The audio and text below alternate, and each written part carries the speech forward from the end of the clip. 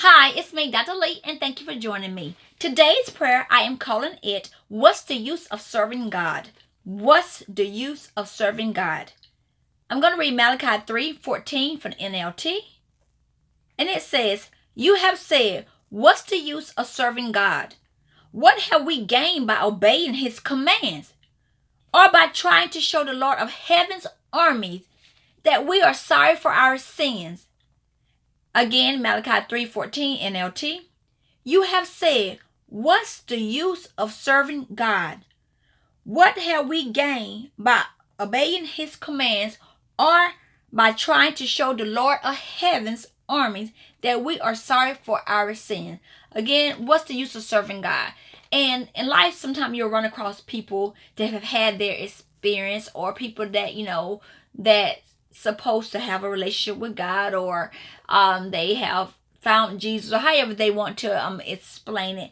And then you see them later, it's like, okay, it didn't work. It didn't work.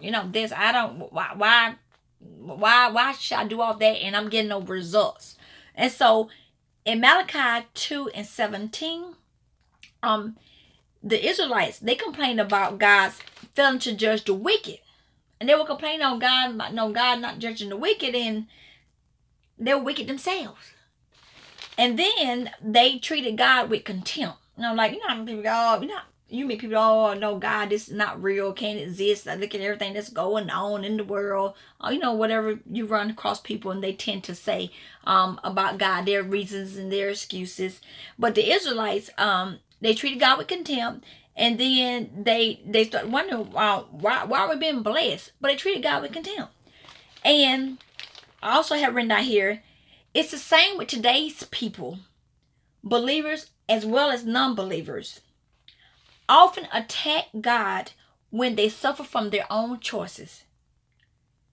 It is something about human nature that we do not like to we don't like to just say, okay, this happened because I chose this, or I did this, or I did my own thing, or that was my flesh, and this is what I thought was right. A lot of times we like to put it on somebody else. I mean, every so often you may find someone that will say, this happened because of me. But you can just take, for example, someone, that say somebody, if you know someone that's ever been broke up in a relationship, maybe divorced, lost a job, most time you listen to their side, they're the victim, and every once in a while you find somebody that say, we both, we both had our, our involvement in, in this relationship ending, or they may say something like, okay, this person had these imperfections, but I know I carry my own imperfections.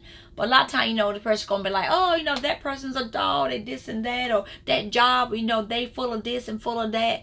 And it's just good to place the blame on someone else or something else. But a lot of times, people that say, well, I'm going to serve God, and things don't work out the way they think they should work out, and because of how they have directed God to make it work out, well, God, I want to happen like this. God, but in 5 years I want to be a multi-millionaire, and it didn't happen, and I did everything. I paid my tithes, I went to church, I did that, and they're just angry, and it doesn't work like that. And the children of Israelites, they were good at it. I mean, they were good. They were good at not being appreciative. And I have written down here, let's see, we have a habit as sinful people of refusing to follow God, suffering as a result, then claim that there's no benefit in following God. I heard this story one time where the lady said she paid her tithes for 2 weeks, and she was expecting money to come back, and the lady was like, oh no, it doesn't work like that. And she said, well, you said that you that if I pay my tithes, the Bible said if I pay my tithes